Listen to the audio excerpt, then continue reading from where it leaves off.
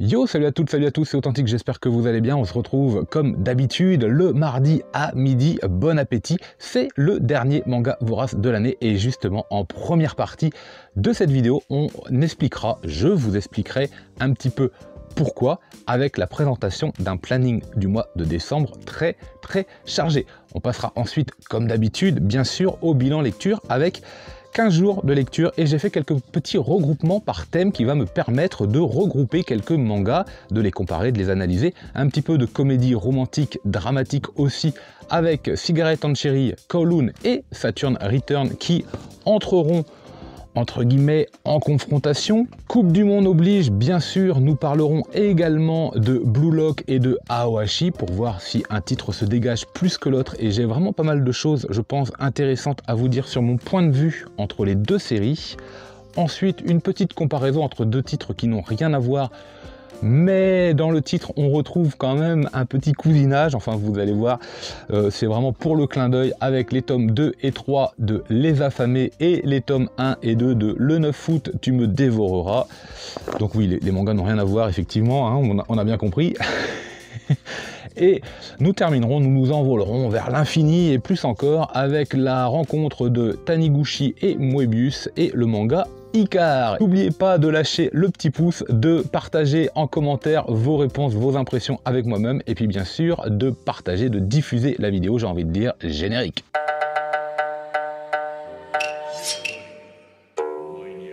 Alors comme je vous disais, on commence par la première partie explicative, c'est donc le dernier manga vorace de l'année. Il y a plusieurs raisons à cela qui vont m'amener à vous parler des différentes vidéos à venir au mois de décembre. Donc pourquoi le dernier manga vorace de l'année? Tout simplement parce que je me suis rendu compte, à force de vous proposer 5 titres par semaine, d'abord que c'était assez chronophage niveau lecture, ça m'obligeait à tenir une cadence, un rythme. Après un an, je me suis dit qu'il y avait besoin d'un petit peu de respiration dans le calendrier comme ça de l'année et je suis arrivé à la conclusion que j'avais besoin de 2 bulles de respiration au mois de décembre et sûrement au mois d'août. Cependant, il y aura toujours les 2 vidéos par semaine, ça change pas. Mais le contenu étant un peu plus divertissement ludique, ça me demandera forcément moins de temps de travail et par la même occasion, et surtout pour ça, de pouvoir lire en fait d'abord ma palle de retard de nouveautés qui est là sur ma gauche que vous ne voyez pas mais qui est constituée d'environ 30 tomes. Et puis surtout de pouvoir attaquer et continuer enfin des séries que j'ai en suspens, comme je pense à Space Brothers, je pense à Berserk, je pense à Vinland Saga, je vois ici Therma et Romae, je pense à Jojo sur ma droite, et si je regarde bien, il doit bien y avoir Bakuan Reto. Bref, il y a 4 ou 5 séries comme ça que j'ai envie de lire, et le fait de suivre l'actualité, les sorties, les mangas comme ça, et de vous les proposer, et ben forcément ça rogne en fait sur ma propre envie de lire des séries et de pouvoir les continuer, surtout pouvoir en fait, même pas l'envie. Donc, en arrêtant pendant un mois mais en continuant de vous proposer des vidéos, je vais pouvoir, moi, de mon côté, respirer un petit peu, j'ai envie de dire, et m'attaquer à ces lectures. Et en plus, je pourrais vous en parler à partir du mois de janvier. Donc c'est vraiment tout bon en ce qui me concerne. Ça me permet, en plus, comme je vous disais, de vous proposer un mois de décembre un petit peu plus ludique, un petit peu plus divertissant. Vous allez avoir la grosse vidéo Mangatech, tout simplement. J'achète vos mangatech, vous connaissez le format, je me promène dans vos mangatech et je sélectionne quelques mangas que j'achète, que je découvre. Vous aurez également la vidéo tant attendue par certains et certaines d'entre vous, vinyle, donc les vinyles génériques 45 tours, opening, ending en français ou en japonais, donc français d'époque, des années 80 ou en japonais que je possède. Petit aperçu des vinyles 45 tours français, un petit Max et compagnie ici. Un petit Cobra non colorié, un petit Chevalier du Zodiaque que vous voyez là, et un petit Ken le Survivant par exemple. Là c'est vraiment un bref aperçu, il y en a pas mal de quoi passer un bon moment. Vous aurez en fin de mois les Authentiques Manga Awards, 3 vidéos sur les meilleurs mangas de 2022, série commencée, série terminée, les one-shots, et très prochainement une nouvelle vidéo, un nouveau type de vidéo. Je gère votre budget de 6,95 à 150 €. Je regarde le planning du mois de décembre, on le regarde ensemble, et je vous conseille vraiment sur les mangas que vous pourriez acheter si vous ne deviez acheter qu'un seul manga, si vous avez un budget de 50 €, si vous avez un budget de 100 € et si vous poussez un peu plus loin jusqu'à un budget de 150 €. Voilà un petit peu l'idée d'une nouvelle vidéo qui arrivera comme ça tous les mois. C'est chargé comme vous le voyez, j'espère qu'on va passer vraiment un super mois de décembre. En attendant, on va passer directement au cœur du sujet du manga vorace du jour. Et on attaque avec la lecture, la découverte, l'analyse, la comparaison de Saturn Return, de Kowloon et de Cigarette and Cherry. Hop, on va les poser là. Alors, pourquoi la lecture de ces 3 tomes et pourquoi leur présentation globale? Ça va vous permettre, dans la mesure où on est un petit peu dans la comédie romantique, mais également un petit peu le drame avec quelque chose un peu plus lourd pour Saturn Return, on va en parler, ça me permet moi de contrebalancer, de donner les points forts ou les points faibles de l'un par rapport à l'autre, et pour vous, du coup, un petit peu plus objectivement de vous faire une idée, je pense, si jamais vous avez envie d'en acquérir un ou l'autre, voire les deux, voire les trois. Voilà, Saturn Return, Kowloon et Cigarette and Cherry. Kowloon va placer tout ce qui fait qu'une comédie romantique marche, Cigarette and Cherry aussi, et Saturn Return va prendre le chemin contraire, va plutôt basculer dans le côté dramatique. Je vais m'intéresser aux 2 premiers. Vous allez avoir la rencontre d'un homme, d'une femme, avec évidemment une attirance qui va être palpable dès les premières pages, immédiatement, soit parce qu'il y a un jeu de regard, soit parce que de toute façon vous savez que c'est comme ça, c'est l'histoire. S'il n'y a pas ça, de toute façon il ne se passe rien, donc en fait vous le savez. Mais au niveau de la narration, parce qu'il y a des jeux de regard, parce que forcément les personnages vont se retrouver encore et encore à base de sous-entendus, de quiproquos, de non-dits, de doutes, de certitudes. Bref, tout ce qui fait qu'une comédie romantique peut être drôle, avec diverses situations comme ça de la vie de tous les jours qui amènent forcément à un moment ou à un autre de dévoiler ses sentiments ou non, d'être compris ou pas, parce que bref. Et bien sûr, pour que ce genre de manga-là marche, l'introduction d'une tierce personne pour qu'on ait une relation triangulaire, soit de la rivalité, soit du comique qui est accentué, ou alors un ami qui vient influencer encore et encore dans le positif ou dans le négatif, ou juste qui s'amuse en fait de la timidité de ces 2 personnages et qui en joue, bref, vous savez, voire pourquoi pas d'une 4e personne qui, elle, s'entiche également de l'un, de l'une ou de l'autre, quels que soient les sexes, bref, ça forcément amène plusieurs interactions et ça renforce forcément le champ des possibles et tout le côté comique, ou pas, ça marche très bien. Cigarette and Cherry va nous parler de la rencontre d'un étudiant qui va vite tomber amoureux d'une femme plus âgée que lui.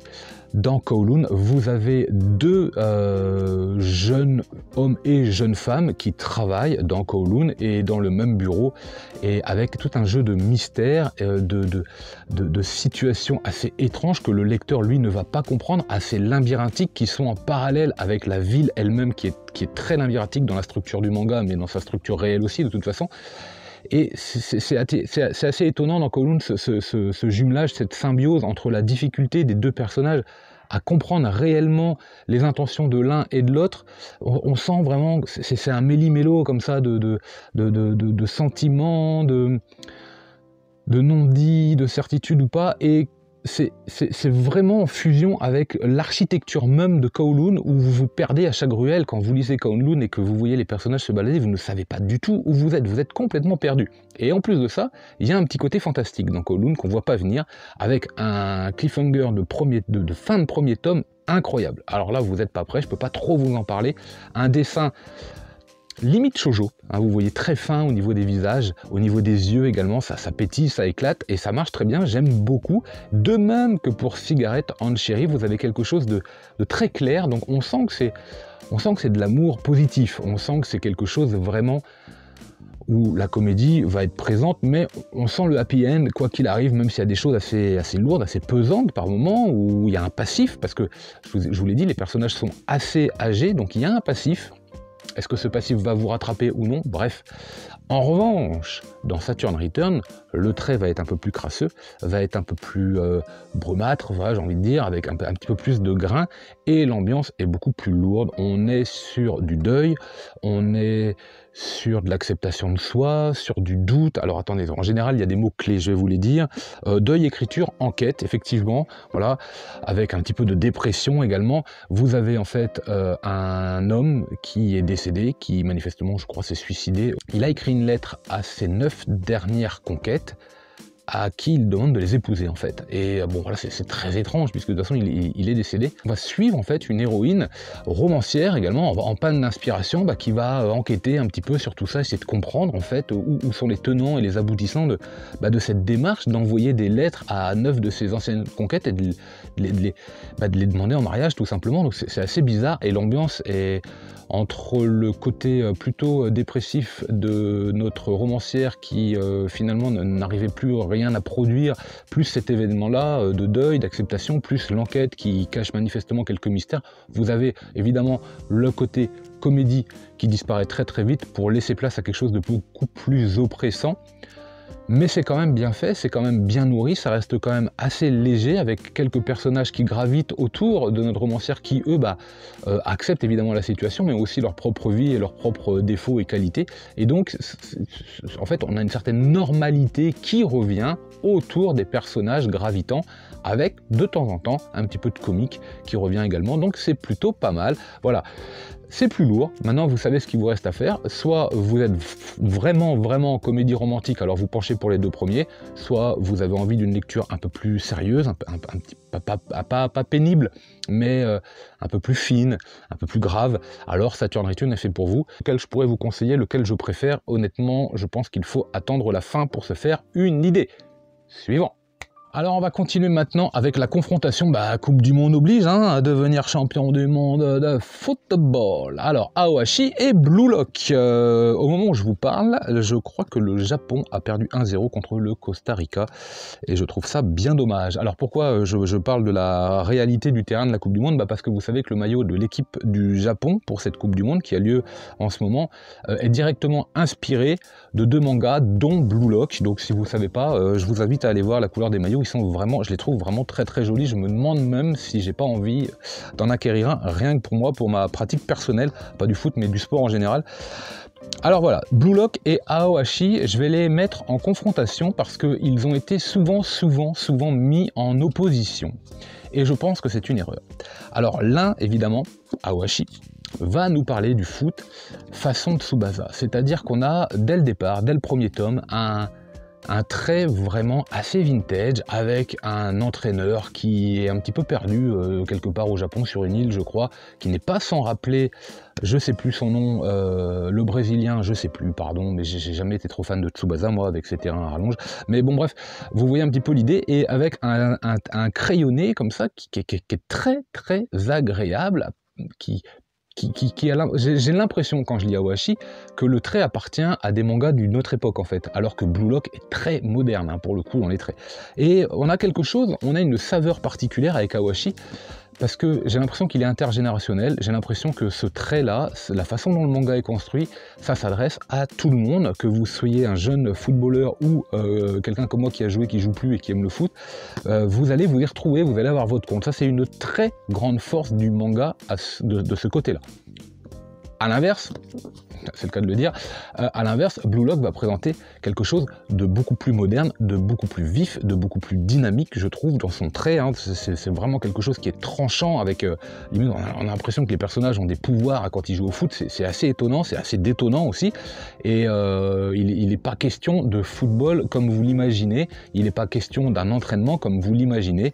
Dans Blue Lock, ça va être un pour tous, chacun ma gueule, et c'est... C'est une académie de football en fait où il va falloir créer le plus grand attaquant du monde, vous le savez, à travers différents jeux, souvent sous forme de Battle Royale, pour pouvoir progresser, développer un ego surdimensionné afin vraiment de vouloir écraser ses coéquipiers, mais du coup les adversaires pour être le meilleur et avec cette optique de gagner pour le Japon la Coupe du Monde. Ici, on s'entraîne, on fait des matchs, on comprend, on découvre le football, on le découvre techniquement, on le découvre tactiquement, il y a des entraînements physiques et puis il y a un petit peu de slice of life qui tourne autour de ça, autour de cette école et de notre jeune héros qui qui certes a certains talents, mais qui n'est pas tout seul et qui se rend compte qu'on a toujours meilleur que soi à ses côtés. Donc voilà, il y a les doutes, il y a les certitudes, il y a l'apprentissage, il y a le développement des techniques, il y a le développement des points forts, il y a la découverte de nouveaux points faibles. Bref, vraiment quelque chose de très shonen en vérité, que l'on savoure vraiment tome après tome, avec cette capacité à vous donner envie de lire le tome suivant. Ça, c'est également une très grande force d'Aohashi. Alors, lequel je préfère? Aucun des deux, très honnêtement. Et surtout, j'ai pas envie de les comparer, surtout j'ai envie de vous dire qu'est-ce que c'est que la logique interne du football? Tout simplement, de marquer un but de plus que l'adversaire. Que ce soit d'être très individuel, mais vraiment très individuel, et de marquer un but, ou que ce soit de faire des passes, de faire partie d'un collectif et de marquer un but, dans les deux cas, ce sont des outils pour répondre à cette logique de marquer un but. Donc les deux ont raison en vérité, les deux ont raison, et le football, la vérité du football, des très grands joueurs et des très grandes équipes se trouve dans l'équilibre entre les deux. Vous allez avoir un collectif qui va se mettre au service d'une individualité, et vous allez vous retrouver avec des équipes comme le Barcelone et Messi à une époque qui étaient intouchables. Je trouve que chacun des deux mangas a pris un élément essentiel de ce qui va faire une très très grande équipe. Voilà, c'est pour ça que je les confronte pas, ils ont décidé pour le coup de se porter le regard sur le collectif. Ici, on porte le regard sur l'individu. Et pour moi, les deux ont raison. Tout simplement, je vous dis, ça répond à une logique de l'activité en elle-même. Et j'ai pas envie de dire que l'esprit de l'un est supérieur à l'esprit de l'autre, parce que c'est pas tout à fait vrai en fait dans le monde professionnel. Ça marche exactement comme ça, un collectif au service d'un individu pour un résultat global.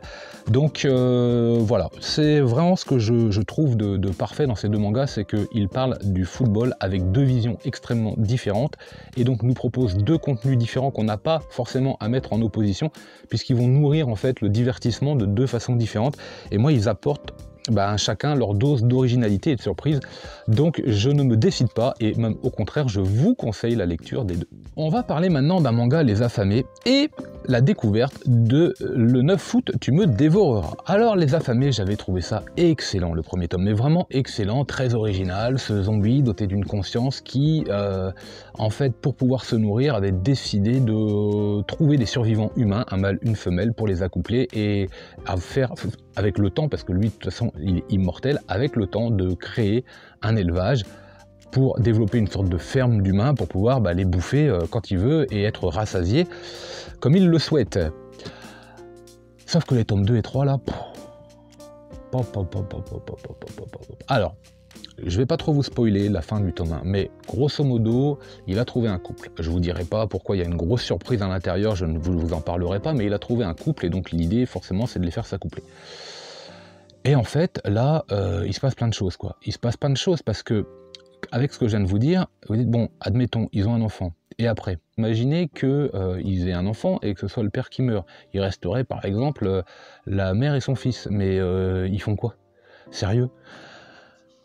C'est des questions que je me suis posées au fur et à mesure de ma lecture. Et pour tout vous dire, j'ai eu raison de me les poser, parce que c'est un moment, c'est vraiment ce que le manga va aussi placer comme question. Je me suis dit, ça va pas partir en délire comme ça va pas me plaire. Et puis finalement, le temps passe. Alors, manifestement, les auteurs ont dû se poser la question aussi, et ils choisissent une direction qui, ouf, je vous avoue que j'ai eu peur à un moment. Mais en fait, ça me plaît pas. Ça me plaît pas parce que, du coup, ça part dans une espèce de grand n'importe quoi, et je reprocherais de la même façon que je n'aime pas, si vous vous rappelez ce que j'ai dit sur Tokyo Ghoul, ou sur l'autre qui chouine, là, je sais plus trop quoi, où il y a une goule, mince, j'ai oublié. Bon, ça va me revenir en parlant. Bref, je n'aime Shigaime, voilà, je n'aime pas cette goule là qui, alors qu'elle est transformée en bête sauvage, d'un seul coup a des états d'âme par rapport à ce qu'elle fait.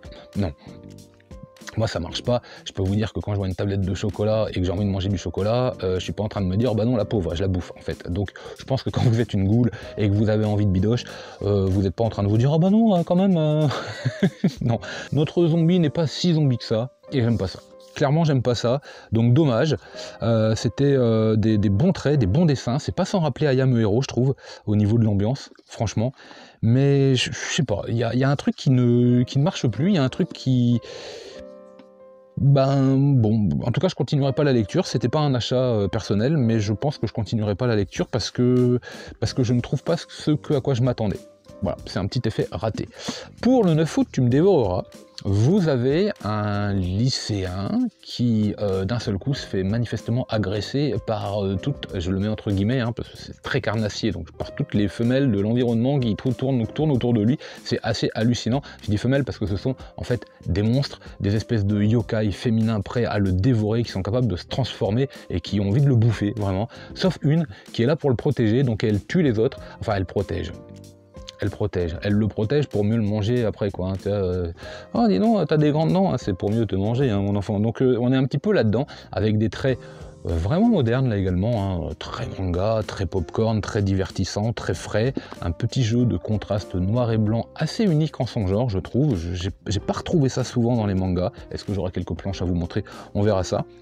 Ça se lit plutôt bien, c'est divertissant, ça c'est clair que ça assume son envie de proposer une lecture divertissante sans se prendre la tête, et ça le fait bien. À partir de ce constat, on ne lui demande pas plus, et donc, pour le coup, je trouve que le 9 août tu me dévoreras propose une lecture agréable, relativement dynamique, certes avec un air de déjà-vu, certes avec une originalité mesurable, mais qui fait bien le travail dans le fond, dans la forme. Voilà, ça peut être conseillé si ce manga vous attirait. Voilà, vous voyez un petit peu les covers, bah, on a vraiment cette sensation dans la cover, à l'intérieur du manga également. Toujours chez Meian avec une qualité RAS à ce niveau-là. Quitte à choisir entre les deux, j'aurais... En fait, le tome 1 des affamés, je vous dis les affamés, par rapport au constat que j'ai sur la lecture des 3 premiers tomes, bon, j'opterais pour lire la suite du 9 août tu me dévoreras plutôt que des affamés sur... Et on va attaquer maintenant la découverte d'un one-shot qui me tardait de lire. Icar, c'est la rencontre entre Jiro Taniguchi et Moebius, c'est un one-shot. Donc, comme c'est une découverte, on va regarder un petit peu l'édition. Vous avez vu, on est sur une sorte de format BD lecture japonais avec un signet, donc on a un bel objet. C'est pas très surprenant que ce soit sur ce format-là, que ça ressemble à un format à BD, parce que vous avez du Taniguchi, c'est souvent des grands formats, et puis vous avez Moebius, donc c'est un auteur quand même européen, un BD franco-belge, donc pour moi c'est tout à fait normal que la symbiose d'un mangaka et d'un auteur de BD propose ce type de format, rigide comme ça, avec lecture japonais, papier glacé. Vous avez une très très belle édition pour des dessins, mais des dessins qui... voilà, comme ça, des dessins qui sont mais incroyables, mais vraiment incroyables. Alors, vous avez du Taniguchi dans le texte, et je sais pas par quel miracle, et tout ça je l'ai pensé avant la lecture du final, je sais pas par quel miracle, il amène une touche de Moebius à l'intérieur de ses propres dessins. Mais vraiment, de temps en temps, vous avez des personnages qui font très Moebius, mais quand même Taniguchi. Mais c'est incroyable, c'est ce que je me suis dit dès le départ, la fusion des deux, ça vous donne du Katsuhiro Otomo. J'avais l'impression, du début à la fin, en plus de l'univers proposé, mais dans les traits, dans l'architecture, j'avais l'impression de lire du Katsuhiro Otomo. En fait, vous êtes dans des BZ, vous avez Taniguchi comme personnage, vous avez Moebius, ils sont en train de fusionner, tic-tic, fusion, paf, vous avez Otomo qui apparaît. C'est hallucinant, c'est hallucinant, et justement, je le dis, et j'étais vraiment content de moi de l'avoir pensé, je vais vous expliquer pourquoi. Tout simplement parce que à la fin du volume, vous avez quelques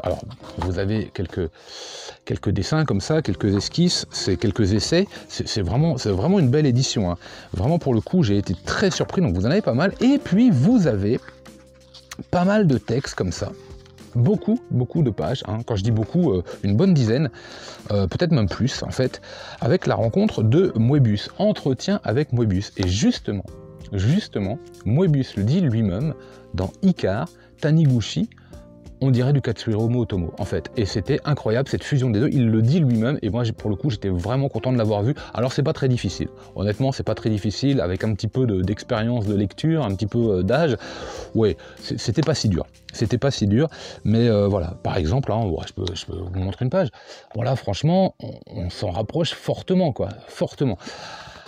Alors, Icar, ça va nous parler d'un personnage, on est dans une œuvre fictive d'un jeune enfant, d'un bébé, enfin qui vient de naître et qui est doté d'un pouvoir extraordinaire puisqu'il vole. Bon, il ne s'appelle pas Icar pour rien, et donc il va être enfermé dans une cage pour être étudié, essayer de piquer son pouvoir. En fait, hein, les scientifiques, la seule chose qu'ils ont envie, c'est de pouvoir l'étudier, son cerveau, son corps, le fonctionnement, de récupérer son pouvoir pour pouvoir le transposer, sûrement à des fins scientifiques, entendez des fins militaires, et l'histoire va tourner autour de ça, et on est pris vraiment dans cette vie de prison pour Icar qui s'est entiché d'une jeune fille, une jeune femme qui vient le rencontrer, qui vient parler avec lui de temps en temps, et forcément ça va amener une envie pour Icar de s'échapper, et donc de détruire un petit peu l'environnement qu'il y a.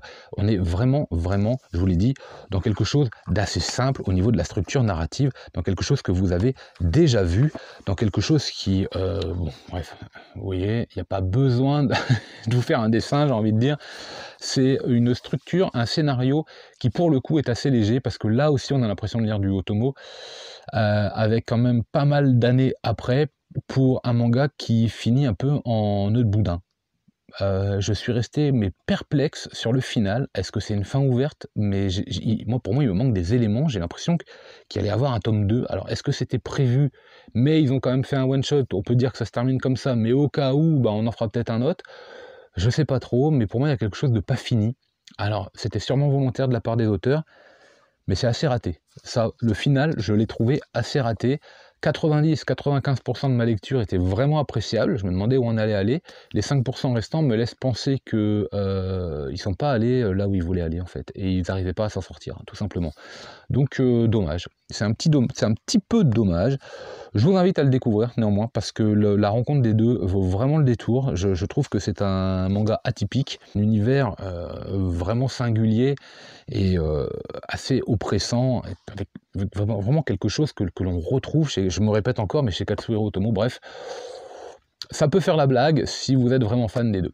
Voilà, écoutez, j'espère que vous avez passé un bon moment. C'est la fin de ce manga vorace, le dernier de l'année. Je vous donne rendez-vous vendredi pour je gère votre budget manga du mois de décembre. En attendant, lisez plein de mangas, et moi je vous dis...